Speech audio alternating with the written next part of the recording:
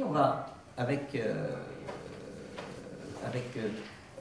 Véronique, après Lucie et avec Patrick Obertelli, on va essayer de voir un petit peu comment ce principe de laïcité peut entrer directement dans la relation entre soignés et soignants dans le cadre en particulier d'une recherche. Et puis on verra aussi que dans la pratique, vivre les valeurs dans le soin, c'est quelque chose qui peut se faire, quelque chose qui doit se réfléchir. Et je vais tout de suite céder sur cet objet, ce thème, la parole à Véronique. Nous, on va descendre, on va se mettre là. Donc, ravi d'être parmi vous aujourd'hui. La laïcité, moi, je vais l'aborder surtout selon les 3 valeurs républicaines, liberté, égalité, fraternité, pour voir comment ces valeurs s'incarnent dans le soin. Je me référerai plus particulièrement au contexte suisse dans lequel j'exerce, mais je pense que les problématiques sont relativement similaires à celles que vous connaissez, sinon on pourra en discuter. Donc je suis professeur dans une haute école de santé en Suisse, j'ai une part d'enseignement et j'exerce pas mal de mon activité dans la recherche dans les soins infirmiers en particulier, surtout sur les domaines de l'éthique et de la souffrance au travail des soignants. Donc je me suis trituré les neurones quand Marc Horwitz m'a demandé d'intervenir sur ce thème en me disant qu'est-ce que je vais bien pouvoir dire. Mais c'est vrai qu'en y réfléchissant, je me suis bien rendu compte que ces valeurs-là étaient au cœur de mes recherches, même si c'est vrai je ne les avais pas identifiées comme telles a priori. J'ai repensé à des recherches. Quand on évoque l'idée de liberté, il m'est revenu en tête une icus qui me disait de manière assez triste combien elle avait été choquée, par exemple, par un patient qui avait refusé des soins, un patient âgé qui était condamné à très brève échéance, qui avait refusé qu'on fasse des soins, qu'on lui fasse des mesures diagnostiques, et puis il n'a pas été écouté. On a fait des examens invasifs et douloureux chez ce patient qui est décédé 2 heures plus tard. Donc là, le principe de liberté, même si on ne l'avait pas évoqué, il est au cœur de la problématique. A contrario, on a aussi fait une recherche dont Patrick Obertelli vous présentera plus en détail différents aspects tout à l'heure. Et là, durant cette recherche, j'ai pu observer une consultation médicale où le médecin a accepté c'était une patiente trisomique de 18 ans avec une légère déficience mentale, et cette patiente voulait absolument s'injecter 2 unités de plus d'insuline alors qu'elle était déjà relativement basse et donc en risque d'hypoglycémie. Et après avoir essayé de la convaincre, le médecin a accepté qu'elle s'injecte 2 unités de plus, tout en prévoyant aussi quand même un cadre qui puisse intervenir en cas de problématique. Mais il a pris ce risque finalement pour laisser la liberté à la personne de décider elle-même. Donc deux exemples opposés, mais où on voit bien que la notion de liberté est bien centrale. L'égalité des soins, quand on voit de plus en plus que l'accès à certains soins va être critérié. Je pense déjà, par exemple, de manière emblématique en Grande-Bretagne, où la dialyse n'est plus remboursée à partir de, je crois, 60 ou 65 ans. Donc ça veut dire que si on ne peut pas la payer soi-même, ma foi, on est assez vieux pour mourir, en gros. Ce genre de critères, il vient de plus en plus fréquemment, avec de plus en plus de soins. Donc là, on est vraiment dans le principe de l'égalité. Et par rapport à la fraternité, oui, là aussi, on peut aussi se poser la question. On a par exemple, dans le cadre de cette même recherche, j'ai rencontré une dame qui me disait, une dame de 70 ans qui me disait, j'ai été opérée d'une mastectomie le matin à 9h, et à 17h, on m'a renvoyé chez moi, anesthésie générale. Donc avec des redons, voilà. Là, on peut aussi se poser la question de la fraternité.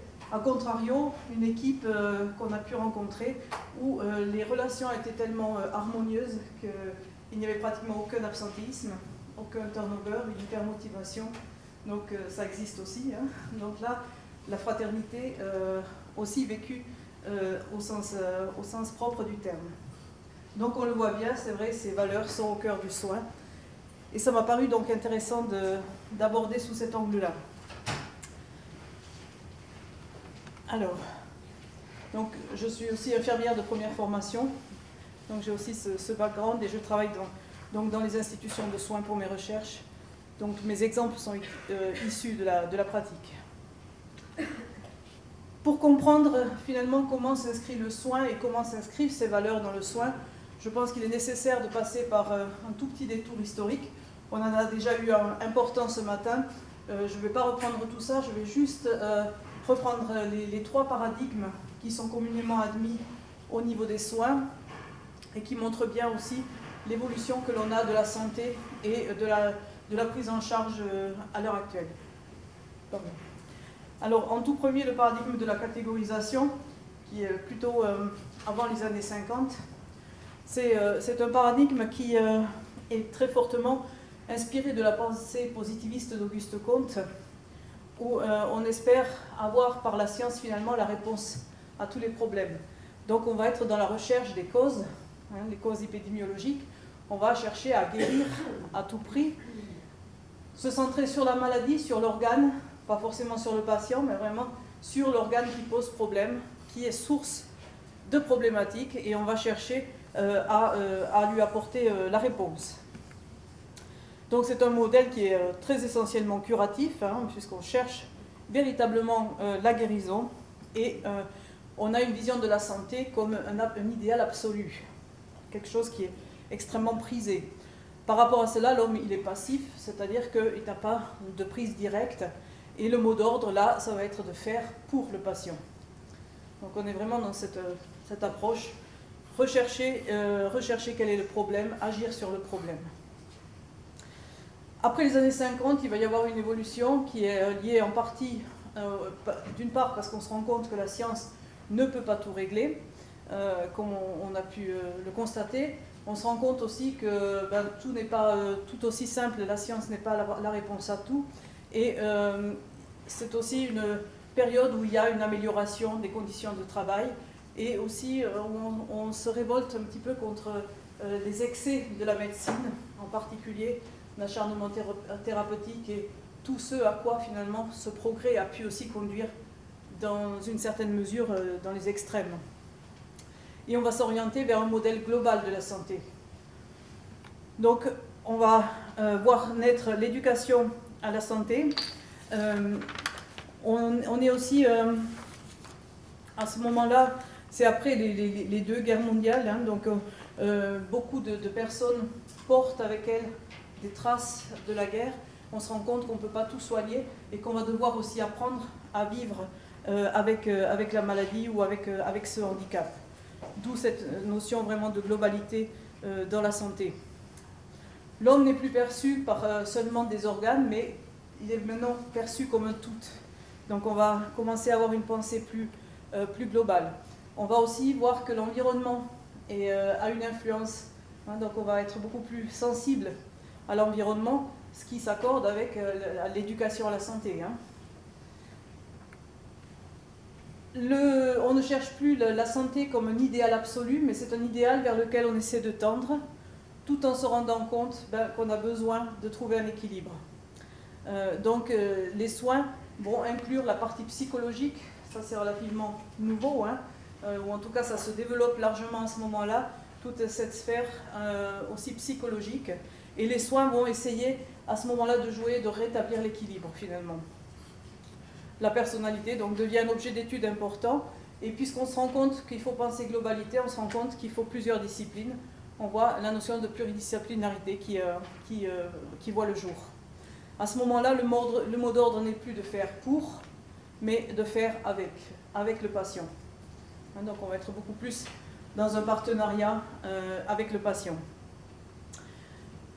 Une grande évolution qui marque le paradigme dans lequel nous sommes actuellement, paradigme de la transformation, c'est depuis les années 70, avec dans ce paradigme la notion, quand Guilhem a soutenu sa thèse en 1943, avec le normal et le pathologique, c'était l'objet de sa thèse, mais ça n'a été publié que plus tard, et là on le voit réellement dans ces années-là, on voit l'importance de son œuvre, puisqu'il nous dit chacun de nous vit quelque part avec quelque chose de pathologique, et on doit trouver un équilibre une normalité à travers ces pathologies, à travers cette pathologie, pour apprendre à vivre avec. Hein. Donc on n'est plus dans la santé ou pas la santé, mais on est dans un continuum avec lequel on va devoir concilier. La santé est vue comme une ressource et non plus comme un idéal à atteindre absolument. Et l'homme est en constante interaction avec son environnement. C'est plus seulement l'environnement qui influence l'homme, mais il y a une interaction constante et qu'il s'agit de prendre en considération. Ici, l'homme n'est plus égal à la somme de ses parties, mais il est supérieur. On se rend compte de l'importance du sujet, hein, le sujet avec un grand S. Il est acteur, mais il devient aussi décideur. Donc là, on a une fonction nouvelle, si on veut bien, pour le patient. Et on va être beaucoup plus dans la recherche de la qualité de vie, que de la quantité. Donc c'est là toute prolongation de la vie à tout prix. On va essayer de lutter contre et de privilégier la qualité de vie. L'objectif de l'infirmière, c'est de prendre soin au sens du caring, donc vraiment d'accompagner le patient dans toute sa globalité. Et on a donc le mot d'ordre, c'est être avec, l'accompagnement, le caring au sens propre du terme. Donc on voit qu'on a vraiment une évolution importante depuis en tout cas les années 50, hein, vers une conception aujourd'hui très holistique du soin, qui est, je crois, ce qui nous porte en tant que soignants et qui va être source de souffrance quand on ne peut plus le mettre en œuvre, ce qui est malheureusement le cas parfois dans nos professions à l'heure actuelle. Alors, pour penser la globalité, je me suis appuyée sur un cadre théorique qui, à mon avis, rend compte de cette complexité. C'est le triangle éthique de Paul Ricoeur. Il paraît assez simple de prime abord, hein, c'est je, tu, il, les trois pronoms personnels, mais je trouve que dans sa simplicité, il est quand même porteur d'une grande richesse et il permet de penser la complexité. Donc, Paul Ricoeur nous dit, en haut, nous avons le je qui est synonyme de liberté individuelle, de responsabilité, d'autonomie. C'est le je qui est en action. Hein, je suis de Descartes. C'est parce que je suis, je fais que je peux dire je. Hein, le je se pense en action. Mais il se pense aussi par rapport au tu. Le tu, c'est l'autre, c'est l'alter ego. C'est celui qui me fait face, qui m'invite au dialogue, qui m'invite à la réciprocité. Et c'est un mouvement à deux sens, parce que je peux comprendre l'autre parce que je me comprends moi et que à partir de moi, je peux comprendre l'autre, mais à contrario aussi, je peux me comprendre moi à travers l'autre. Hein, donc il y a vraiment cette réciprocité et cet échange qui est extrêmement important et qu'on retrouve tout le temps dans le soin. Hein. Et puis il y a le il qui est le médiateur, celui qui va influer sur la relation du je au tu, qui est cet espace tierce que sont la loi, les valeurs, la culture, la société, tout ce qui finalement est normalement le référent commun, ou devrait être un référent commun, pour que la relation je-tu puisse s'épanouir. Alors, la relation je-tu, reste à savoir comment se joue cette relation dans les soins. Donc la relation je-tu, elle part déjà d'un postulat qui est la dissymétrie de la relation dans les soins. Qu'on le veuille ou non, la relation elle n'est pas symétrique dans la mesure où le patient est très souvent en position de vulnérabilité et le soignant dispose d'un savoir, d'une position institutionnelle qui font que quelque part il a une position de supériorité entre guillemets. Hein. Mais la dissymétrie de la relation elle est là. Hein.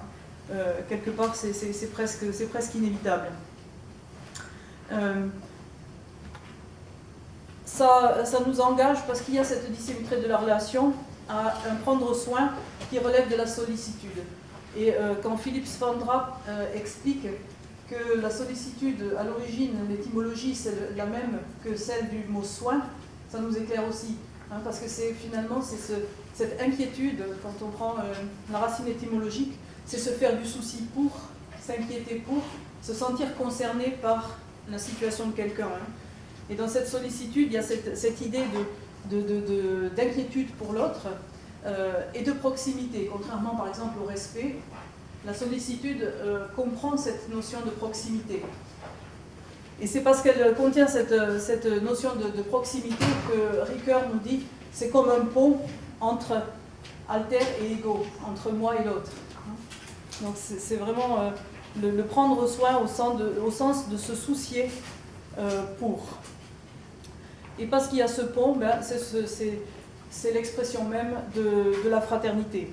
C'est grâce à ce pont que peut s'incarner finalement la fraternité.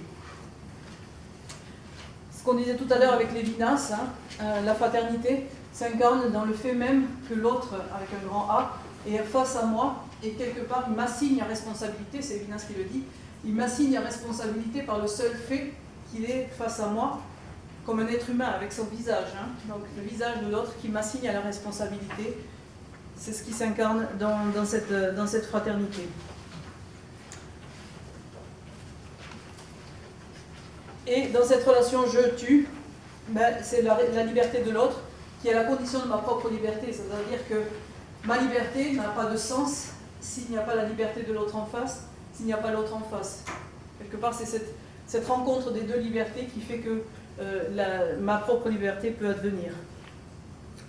Donc ça, c'est pour la relation je-tu. L'influence du il sur cette relation. Donc on a évidemment la loi qui est là comme médiateur, qui va protéger aussi des arbitraires de chacun, qui va donner quelque part une limite à ces libertés individuelles justement. Et simplement la loi ne peut pas tout légiférer, donc on a aussi la culture qui joue ce rôle de médiateur avec les valeurs et leurs valeurs. Et c'est là qu'on voit apparaître déjà des difficultés, c'est qu'on se rend compte que ces valeurs, ce référent qui devrait être commun, n'est pas forcément si commun que ça. Et j'ai trouvé par exemple, j'ai pris l'exemple de la dignité dont on parlait ce matin, que je trouve être un exemple assez frappant de ce genre de glissement sémantique, comme j'ai appelé, mais qui montre que finalement on n'a pas forcément la même compréhension derrière un mot qui est pourtant identique. Et je vais prendre pour référence un très grand débat qu'il y a en Suisse sur les partisans de l'assistance au suicide et les partisans de l'accompagnement jusqu'au bout de la vie. Je pense qu'on peut reprendre aussi ici les débats qu'il peut y avoir autour de l'euthanasie et des soins palliatifs. Et les deux vont prendre la dignité finalement comme un terme clé pour défendre leur position, mais on se rend bien compte que ce qu'il y a derrière, c'est quand même différent en termes de valeur. Quand on est dans les soins palliatifs ou l'accompagnement de la vie jusqu'au bout, on a une conception de la dignité qui s'approche de la conception kantienne, la conception de Kant, qui est la dignité de l'être, la dignité absolue, parce que l'être humain est un être humain, il y a une dignité absolue qui dit que la vie n'est pas, qu'on ne peut pas attenter à la vie, parce qu'il a sa dignité d'humain.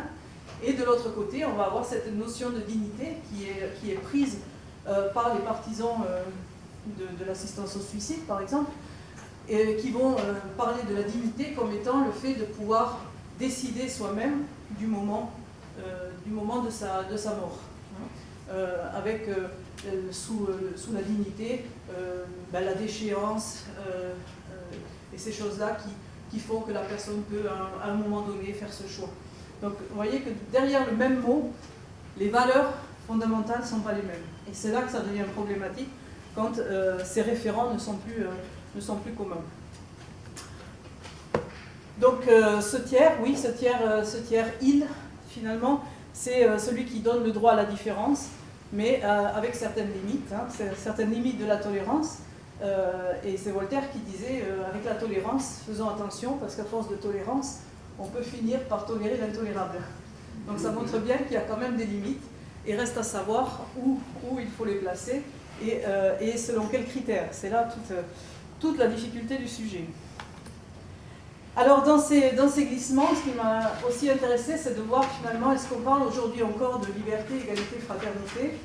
Et en y réfléchissant, il m'a semblé observer aussi là des glissements, mais vous pourrez me dire ce que vous en pensez. Il m'a semblé finalement qu'on parle aujourd'hui beaucoup plus, en tout cas dans nos milieux, d'autonomie que de liberté.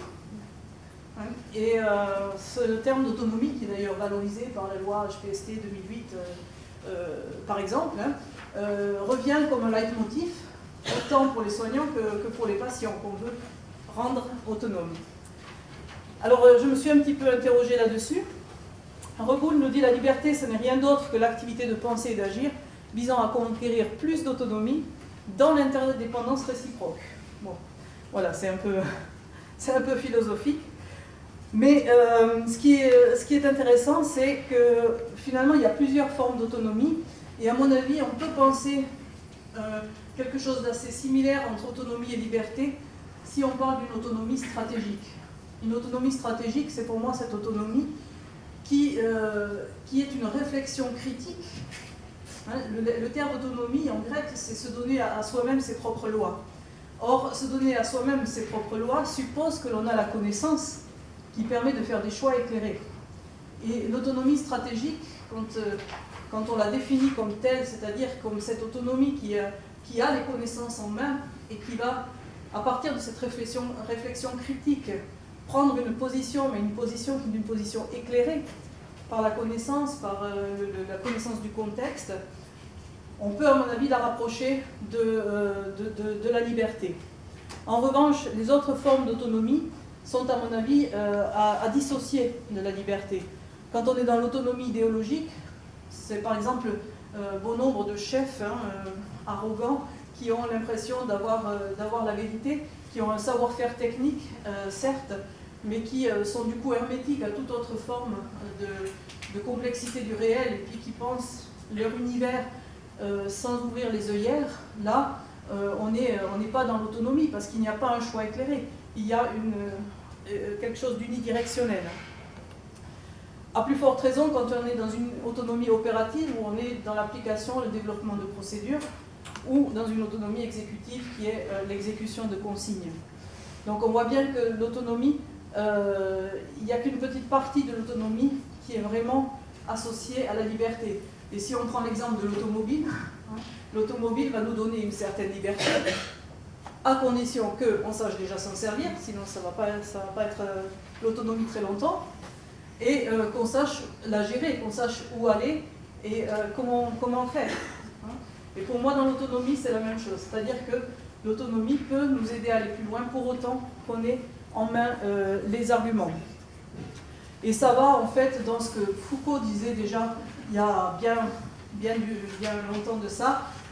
Attention, l'homme va devoir devenir entrepreneur de lui-même, c'est-à-dire qu'il va devoir, quelque part, développer des atouts, se prendre en main, et c'est lui qui va devoir vraiment se mettre en avant, quelque part, pour exister. Reste à savoir si tout le monde peut devenir entrepreneur. Et la question que je me pose, c'est qu'en est-il des personnes plus vulnérables, qui ont peut-être moins de ressources? Quand on veut l'autonomie du patient, c'est très bien de vouloir le rendre autonome, qu'il ne soit pas assujetti à un pouvoir médical ou autre, mais est-ce qu'il y a vraiment une égalité entre ces patients? Est-ce qu'ils ont vraiment des ressources similaires? Ou comment est-ce qu'on accompagne alors cette différence et cette vulnérabilité? C'est là que je vois un peu les limites, finalement, de l'autonomie. Et là, je me suis à nouveau posé la question par rapport, par exemple, à la problématique du suicide assisté. Je reviendrai là-dessus, puisque c'est vrai que je travaille beaucoup autour de ce sujet-là. Outre le débat de pour ou contre, dans lequel je n'entrerai pas du tout, mais ce qui me pose, moi, question, c'est justement le manque de connaissances et donc le manque d'alternatives qu'on va proposer aux personnes. Que ce soit les bénévoles qui font la démarche auprès de la personne demandeuse, et qui n'ont pas de formation, qui sont des gens qui ne sont pas soignants et qui n'ont pas d'autres formations, et que ce soit ceux qui en bénéficient, donc les patients, on ne leur propose rien d'autre. Donc il n'y a pas de choix possible. Donc pour moi, il manque cette dimension, comme je disais tout à l'heure, de pouvoir faire un choix éclairé.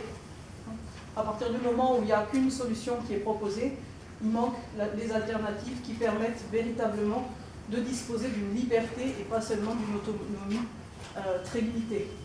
Donc c'est là que, à mon avis, il y a quelque chose qui qui manquent pour être dans la liberté.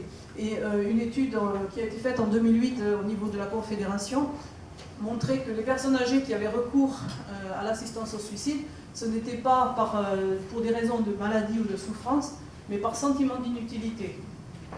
Donc ça montre bien que la problématique, elle est sociale, et la problématique, elle est bien... Il y a certainement d'autres alternatives qui seraient à proposer, il y a d'autres réponses qui seraient à développer. Donc là, on voit bien les limites, finalement, de ce manque d'information. Voilà pour la liberté, pour l'autonomie. Ensuite, l'égalité ou l'équité. Bon, l'égalité, on en parle depuis longtemps. Hein. Déjà, Rousseau disait ben, il y a une grande partie de la population qui est assujettie à un petit nombre et qui est en position inégale, en particulier par rapport au savoir. Et lui, ce qu'il proposait dans son contrat social, c'était justement de rétablir la liberté par le biais de l'égalité. L'égalité, effectivement, c'est... Rawls nous dit elle est importante puisque c'est à la manière dont on traite les membres les plus faibles de la société qu'on va voir quelle est la justice sociale finalement de cette société. Donc l'égalité, c'est un critère de justice sociale vers lequel on doit tendre, c'est un choix social de principe. Mais est-elle pour autant possible, l'égalité absolue? Est-elle possible et est-elle seulement souhaitable? Face à la maladie, on est déjà inégaux, hein, par définition. Ensuite, ben, effectivement, on peut se poser la question de dire est-ce que dans les soins, on peut être vraiment égaux? Est-ce qu'on peut accorder le même soin ou le même temps à chaque patient? Je pense qu'on est bien conscient qu'on ne peut pas être dans une égalité totale, et c'est pour ça que Rawls nous dit il vaut mieux tendre vers l'équité, qui est l'égalité avec une juste dose d'inégalité. Alors bon, c'est un peu complexe, mais ça donne bien finalement les limites finalement de cette notion d'égalité. Et lui nous dit il y a deux principes à respecter, c'est que chacun a droit aux libertés fondamentales pour autant que ça ne se fasse pas au détriment des autres et aux libertés des autres. Et lui, il nous dit c'est normal que certains possèdent plus que d'autres. Ça stimule la volonté d'entreprendre. Donc là, on peut être d'accord ou pas. Mais il nous dit si un entrepreneur ne gagne pas plus, il ne va pas aussi faire d'efforts. On a pu voir un peu l'illustration de ça à travers l'histoire des kolkhozes en Union soviétique, où on a bien vu effectivement que voilà, l'égalité totale n'est pas forcément génératrice de motivation, mais ça peut se discuter. Par contre, un principe qui me semble alors plus encore avoir glissé dans les soins, c'est celui de la fraternité vers la solidarité. Alors, vous me direz ce que vous en pensez, hein, parce que c'est un avis très personnel. Il me semble qu'on parle beaucoup moins de fraternité, que c'est devenu une notion un peu passéiste. Hein, dans la fraternité, il y a le mot frater, qui est le frère, qui invoque une proximité avec une personne, hein, donc un humain proche de nous. Il y a cette idée d'appartenance à une communauté, à l'humanité tout simplement. Hein. Donc il y a une notion de proximité que l'on trouve moins dans la notion de solidarité. Et il me semble qu'on a glissé d'une dimension plus individuelle vers une dimension plus sociale avec cette solidarité. En quelque sorte du frère à l'individu ou au groupe. C'est un glissement vers une dimension plus globale qui implique, à mon avis, un peu moins la personne. Et on est plus dans la solidarité, c'est moins centré sur la personne qui a besoin que sur le phénomène. Quand on parle de la solidarité envers les sans-abri, on parle d'un phénomène, on ne parle plus d'une personne en tant que telle. Il me semble que là, il y a vraiment un glissement qui est significatif. Et avec ce glissement, on a vu aussi en parallèle une dévalorisation du care qui est un peu mis de côté, tout ce qui est ce souci de l'autre, n'est plus tellement valorisé, mais ça je vais revenir dessus puisque ça participe à mon avis, c'est en tout cas le fruit à mon avis d'autres problématiques. Mais en tout cas on l'a vu de manière assez simultanée.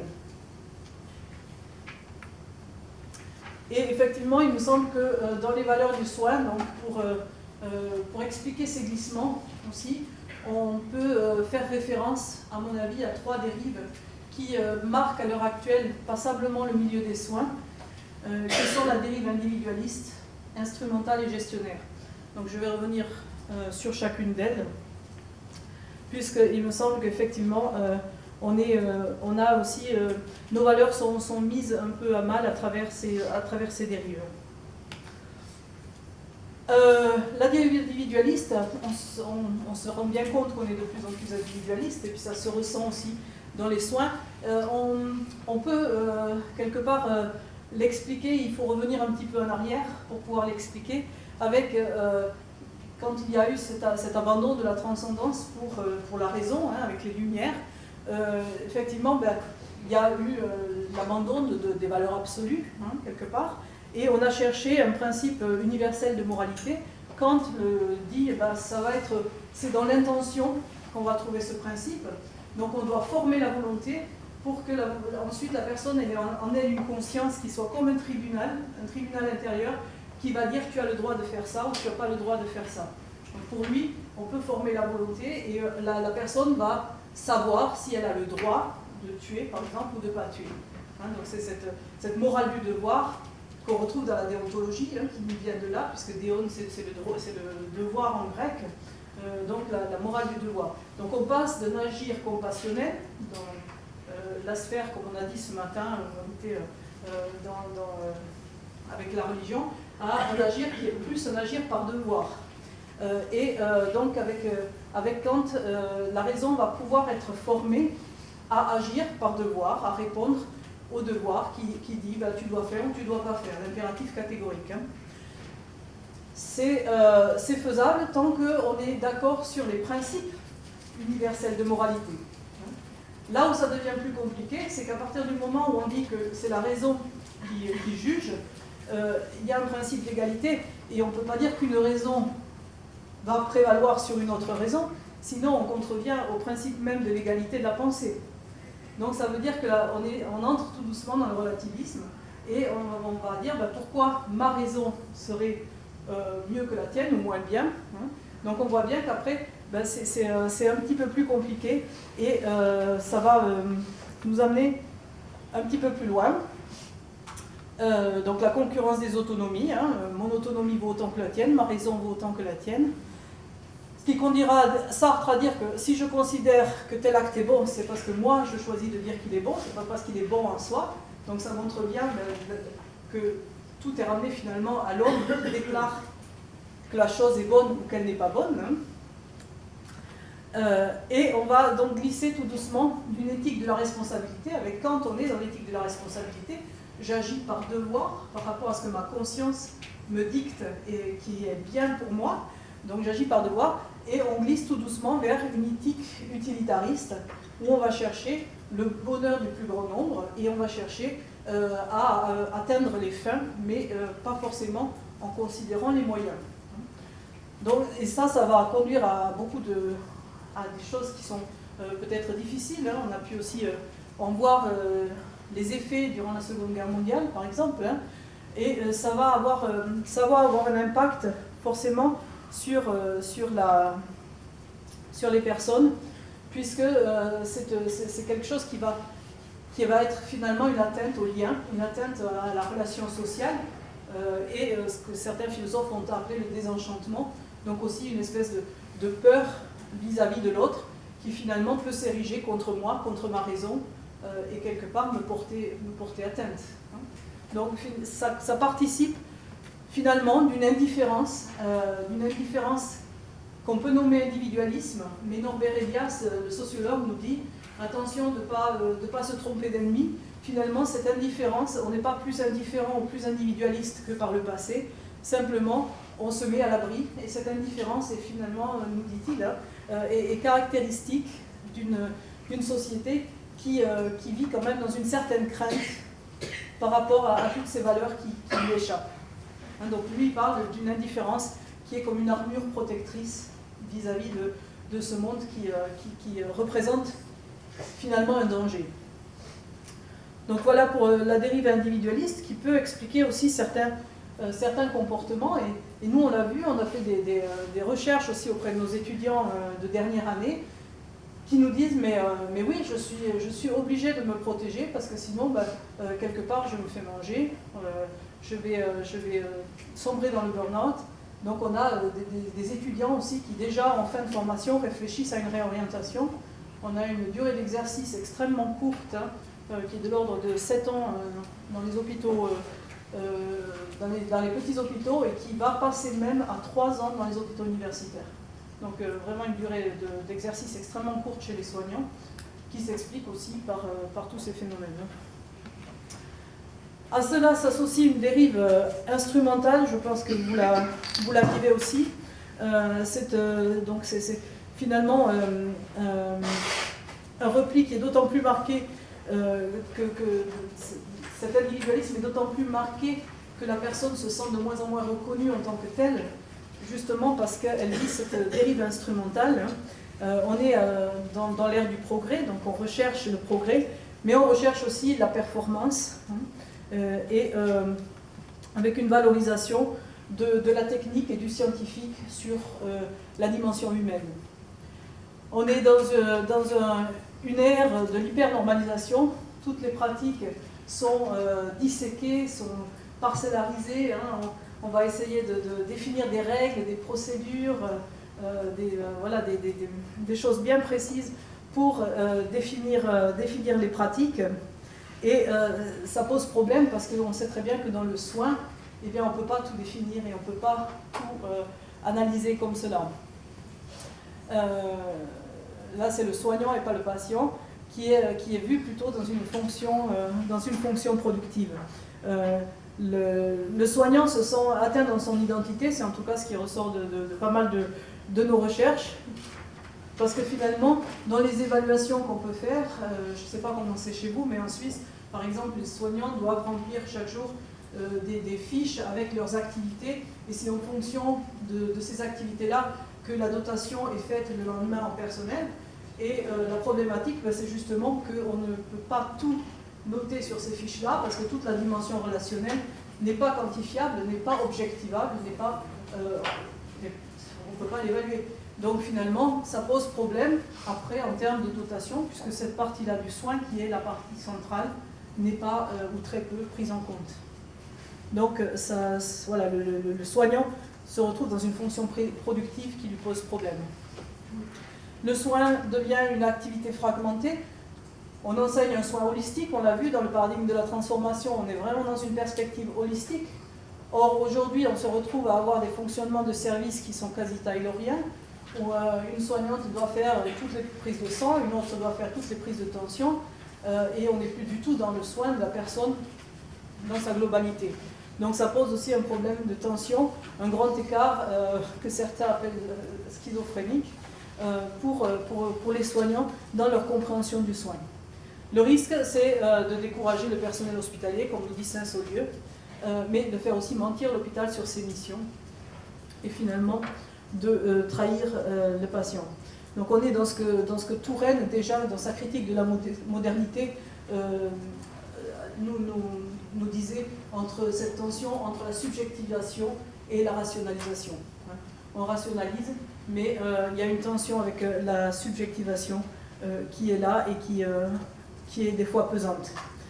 Cette logique instrumentale s'apparente très bien avec la logique gestionnaire, et ça sera ma dernière dérive, la dérive gestionnaire qui est très liée. Hein. Les trois dérives sont extrêmement imbriquées l'une dans l'autre, et la dérive gestionnaire, forcément, tout ce qui est instrumental, tout ce qui est technique est bien quantifiable, donc les deux vont un petit peu de pair, et les nouvelles formes de management vont aussi dans cette logique-là, de performance, de rentabilité.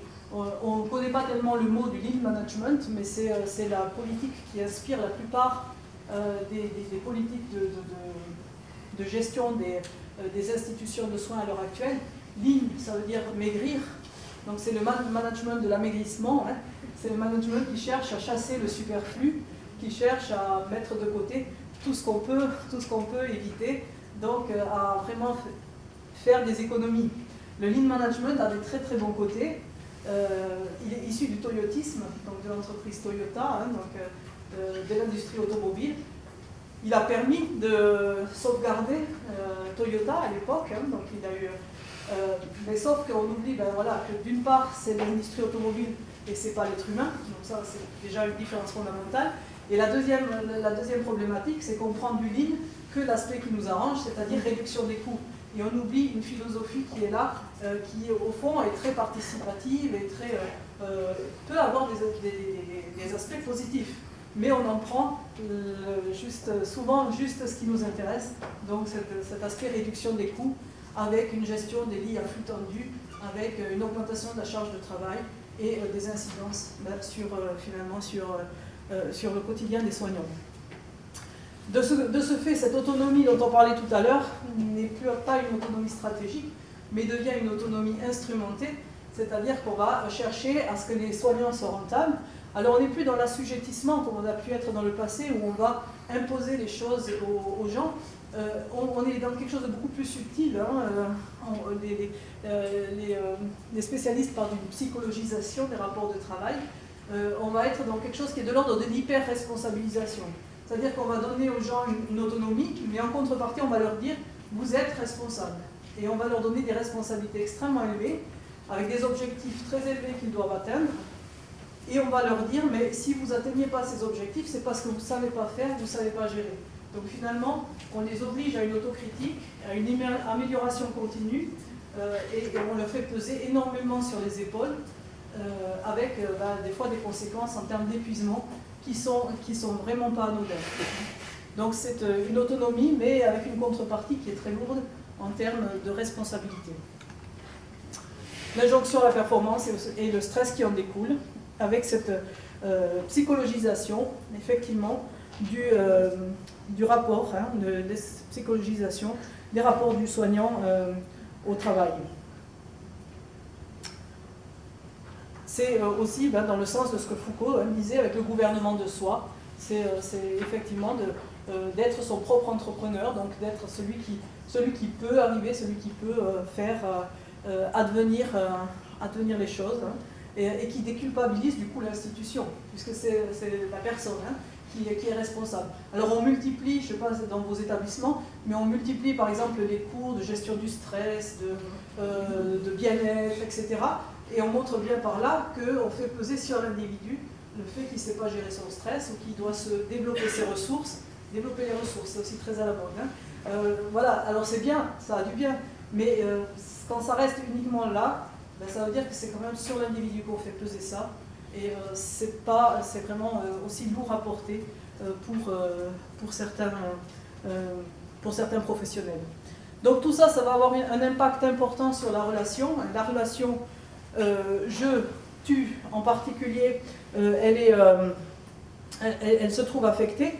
Hein, comment ne serait-elle pas affectée? J'avais un médecin qui me disait, mais moi, un pilote de ligne, il fait 17 heures par semaine, moi j'en fais 70. C'était un oncologue, et il me disait en plus, j'ai la charge émotionnelle des gens à gérer. C'était un jeune, hein, il devait avoir 34-35 ans. Il me disait, mais moi je n'en peux plus, je ne sais plus comment faire face. Hein, donc, évidemment que sur la relation je-tu, la relation du soignant au patient, cette charge de travail elle a forcément des conséquences. Hein, ça va être forcément quelque chose qui va avoir un impact. Une autre praticienne me disait, moi j'ai arrêté dans le service où j'étais parce qu'on avait un tel débit que j'avais l'impression d'être quelqu'un qui balance les bouts de viande dans les lits et qui les fait retourner. On n'avait pas le temps d'avoir un lit qui devient froid après un décès, qu'il fallait déjà mettre quelqu'un d'autre. Donc c'est des propos des fois très violents qui nous sont donnés, mais qui montrent bien la souffrance dans laquelle se trouvent les soignants au quotidien. Hein. Là je vous parle autant du contexte français que suisse, puisque nos recherches portent sur les deux lieux. Hein. Donc voilà, la relation tu-il, elle est aussi entachée, puisque le patient devient davantage Pour le il, l'institution, le patient devient plus un objet de soin. On lui fait une prestation de service plus qu'un sujet de soin. Donc il en découle une méfiance, forcément, du patient, qui a aussi ensuite son impact sur la relation je-tu, et qui a aussi son impact sur cette réaction d'individualisme, forcément, puisqu'ils se sentent quand même aussi menacés. Et la relation jeu-il, si on prend la relation du jeu à l'institution, ben évidemment qu'elle se trouve aussi influencée, puisque le jeu, le soignant, est plus vu comme une force productive, une ressource, que comme un être à part entière, avec sa capacité de prendre en compte la dimension holistique du soin et de la personne. Donc on voit les impacts que ça peut avoir sur nos valeurs de liberté, mais aussi d'égalité et surtout de fraternité. D'où l'importance de nager à contre-courant, à mon sens, et c'est ce que disait Emmanuel Hirsch en introduction ce matin, les valeurs ça se défend. Je crois effectivement que c'est vraiment le combat que nous avons à mener. Et nous avons parlé de la formation. Je pense que la formation elle joue un rôle considérable dans le sens où quand on parle justement de cette liberté comme une autonomie capable de vivre une véritable décision éclairée, ça demande de la formation, ça demande des connaissances, ça demande d'avoir un savoir qui va permettre de prendre la distance par rapport à ce qu'on croit. Sinon, on va rester dans une idéologie, on va rester dans des schémas de pensée et on sera incapable, c'est ce qu'on appelle l'autonomie idéologique, on va être incapable de se distancer pour finalement entrer dans le dialogue avec l'autre. Il faut qu'on ait ce savoir, il faut qu'on ait ces connaissances qui permettent de prendre de la distance et de poser des arguments sur nos convictions. On peut avoir des convictions, mais il faut savoir les argumenter et les mettre en débat. Donc la formation, à mon sens, elle a vraiment une importance fondamentale et c'est super que vous puissiez suivre ce genre de formation ici dans ce sens. J'aime beaucoup cette phrase d'Edgar Morin qui insiste beaucoup sur le rôle de la formation aussi, en disant, alors lui c'est aussi la pensée instrumentale, on est bien aussi là-dedans, attention à l'intelligence parcellaire, compartimentée, mécaniste, disjonctive, réductionniste, donc il n'y va pas de main morte, qui brise le complexe du monde en fragments disjoints, fractionne les problèmes, sépare ce qui est relié, unidimensionnalise le multidimensionnel. C'est cette pensée instrumentale où on est dans un seul aspect et on oublie finalement la complexité du réel. Je me bats aussi beaucoup contre la notion de compétence, non pas qu'il faille la mettre à la poubelle, mais parce qu'il me semble qu'elle est porteuse aussi de cette unidimensionnalité et de cette pensée instrumentale. Et c'est vrai que là, on retrouve aussi cette dimension ici dans ce que Edgar Morin nous dit, et la formation qui vient finalement briser cette unidimensionnalité et cette disjonction pour vraiment recréer la complexité et recréer le véritable dialogue. Cette formation va nous permettre effectivement de promouvoir le dialogue et de favoriser le collectif, et je crois qu'on est dans une profession qui est une profession du collectif, et il faut vraiment jouer cette carte-là, parce que c'est dans le collectif qu'on peut faire advenir beaucoup de choses. Le dialogue, il n'est jamais seul, sinon c'est un monologue, et il se vit dans le collectif, et c'est dans le collectif qu'on va pouvoir défendre des valeurs, et c'est à travers le dialogue qu'on peut inscrire le projet de liberté de chaque personne dans une histoire commune. C'est à travers ce dialogue-là qu'à mon avis, on peut retrouver finalement des espaces communs avec nos différences, avec ce qui nous caractérise, mais trouver des espaces communs, des espaces de sens qui vont nous porter et qui vont être conformes aux valeurs qui sont les nôtres, aux valeurs de base qui sont les nôtres. Et ça nous permettra de défendre le soin et de replacer au centre l'intention éthique, puisqu'au centre du triangle de Paul Ricoeur, le jeu tuile, il y a l'intention éthique, l'intention première. Et Ricoeur nous dit, l'éthique, elle a cette ambition finalement de reconstruire tout ce qu'il y a entre le point de départ et le point d'arrivée. Le point de départ, c'est la liberté, le point d'arrivée, c'est la loi. La loi, elle est nécessaire parce qu'elle va mettre une barrière à nos arbitraires, mais il ne faut pas oublier que la loi, c'est quand même une spoliation de nos libertés. Donc la loi, elle doit être le dernier moment. Il doit y avoir beaucoup avant la loi. Et c'est là, faisons attention, que la loi ne devienne pas trop présente, parce que c'est aussi au détriment de nos libertés.